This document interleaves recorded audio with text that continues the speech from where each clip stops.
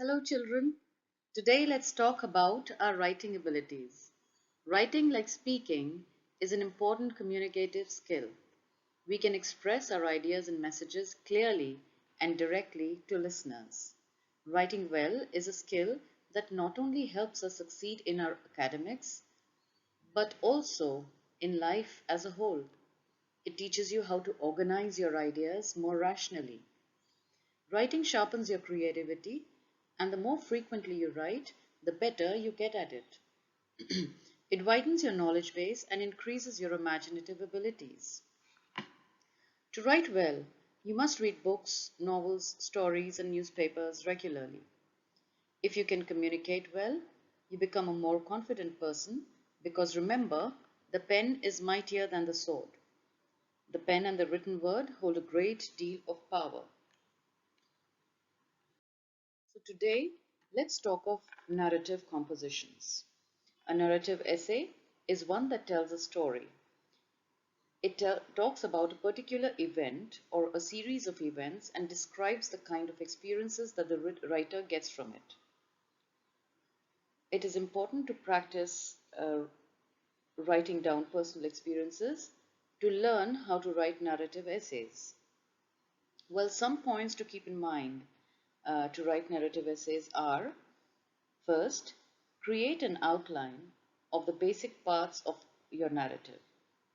Use the past tense to describe the past incident. Give clear details, recreating the experiences for your readers. Use proverbs and idioms befitting the narrative, but do not overdo it. Write from the point of view of your age group only. This is important.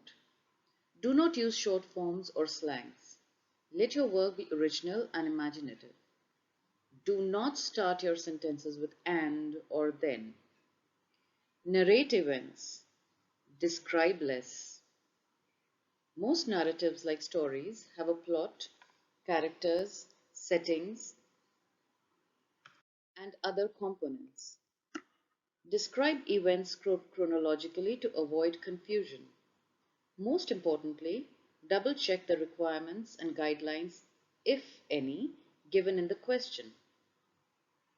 Now I'm going to read out a narrative essay for you, whereby you're going to yourself see the plot, setting, characters, conflict, and the theme of this uh, narrative that I'm going to read to you. The question is: write about your worst dream and the unusual things that happened in your dream. The topic that I've given to this is people from space. The night was cold. A thick fog hung outside my window. I was trying to catch some sleep, which was eluding me. I announced good night and sweet dreams, but sleep seemed far miles away from me.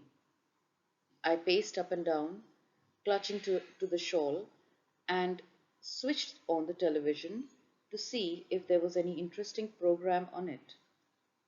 The movie Mars Attacks was being aired.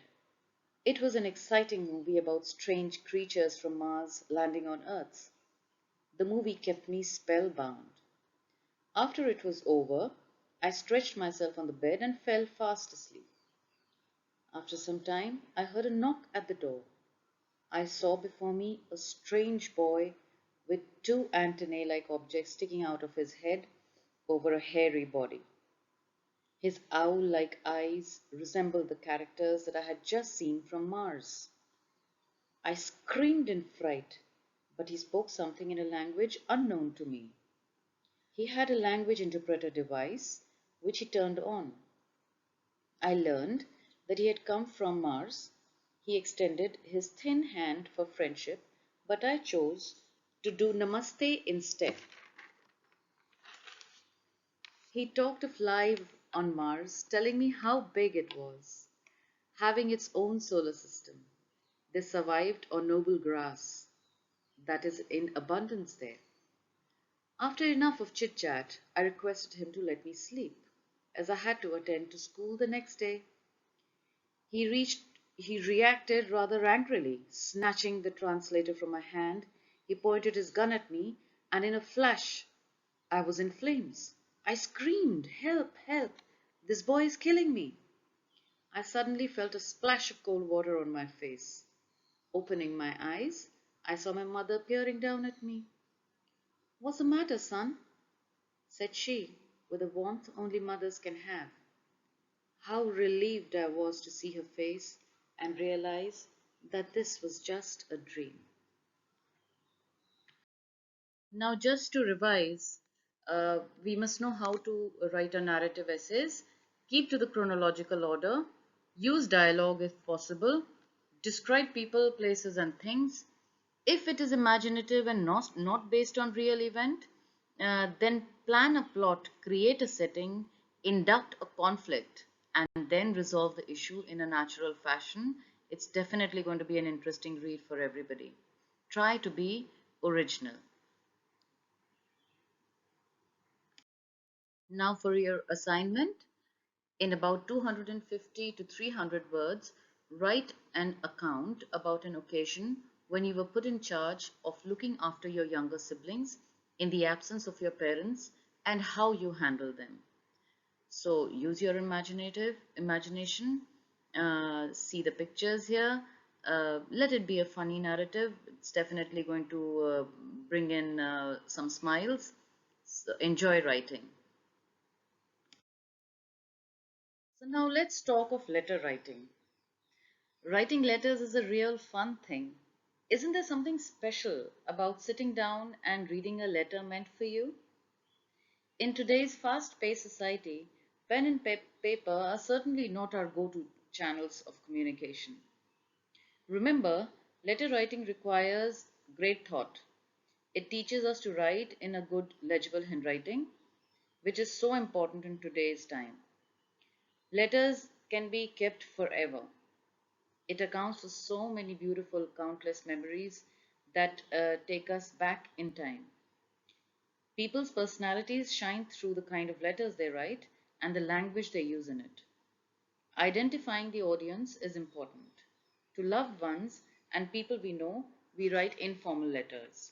They're referred to as personal letters. They could be addressed to friends, family, um, friends or family. Letter writing is an important communication skill. They have a personal note to it. The language is kind of informal and could have an emotional note to it also. Talking about the format of an informal letter, first we write the sender's address, which is to the top left side. The whole of the letter is aligned to the left. So the sender's address starts with on the top left corner, where you write the house number and the street address with the city pin code. Then you leave a line and you write the date. The date has to be written in full date, month, and year format. And the date has to have the superscript ordinals resting on the line. Uh, there has to be a comma after the month. A full stop comes after the year. No shortcuts for the date. Then we come to salutation. Here you greet the person you are addressing the letter to and letting the reader know to whom you are writing. The salutation has a line to itself and you put a comma after that. Like dear mother, comma, uncle, aunt. Don't write mummy, papa, or dadi, nana, like that. You have to write uncle, aunt, grandmother, grandfather, brother, or, uh, or sister's names. If it's friends, they could write their names. The opening sentence may be in general in nature or a response to a letter received. Avoid starting the letter with a question like how are you, etc. Uh, it would be more appropriate if you write I am pleased to invite you or many congratulations on your success for. Then you have the body of the letter. This has the content, the subject matter based on the question, approximately 2 to 3 paragraphs. Leave a line space between the end of the body and the closing. Then we come to the subscription or the closing. This allows the reader to know you have completed the letter. and like best wishes to the family or looking forward for to a reply, like that. Then you write, then you end it with yours sincerely or lovingly to the bottom left side.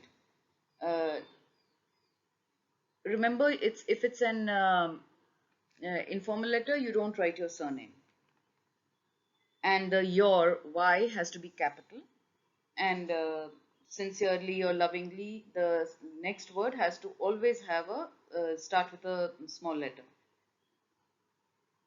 You should cover all the information in the body. The language can be informal, like I said, but avoid casual remarks. Use good vocabulary, uh, using of idioms like "It's been ages since I met you," what have you been up to lately?" Um, "I have been on top of things and I'm satisfied with my work." All this you could write, and then you write it. Stay in touch or write back soon. These are the things that you can write in an informal letter.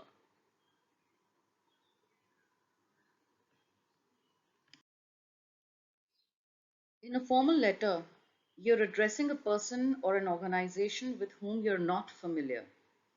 In general, what you're putting together will have one of the following purposes. You're either making a complaint, you're making an inquiry, applying for a vacancy, asking for an apology, giving or extending an invitation, or applications. So we should keep in mind that the tone of the letter should be formal and the letter should be to the point. Avoid the use of informal language.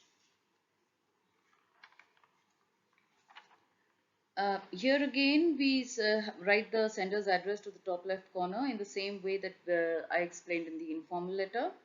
You leave a gap and then you write the date in the format, same format as date, month, year, uh, with the superscript on ordinals resting on the line. Um, then you have the receiver's or the recipient's address.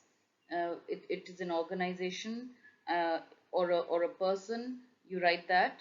Uh, the address is of the person and the letter is being addressed to. It is written on the left side of the page after the date. Since it's a formal letter, you do not know the receiver personally. Hence, the titles for salutation are followed by the surname or dear sir slash madam, followed by a comma. The opening sentence needs to be strong, must clearly state your purpose, whether it is to lodge a complaint or make an inquiry or to request for something. Then comes the body of the letter. This is where you write the content or subject of the letter. It should not be more than two paragraphs depending on the type of letter being written. Avoid using casual terms or abbreviations. It should be clear and precise, ensuring that all your major points are covered. Then we come to the conclusion. Not more than two or three lines that must convey the action or the response that you expect by the receiver. Then you come to the subscription. On the left side of the letter, leave a gap and it ends with yours sincerely, put a comma and a signature in brackets, followed by the name has to be followed by a full stop. So this is about the formal letter format.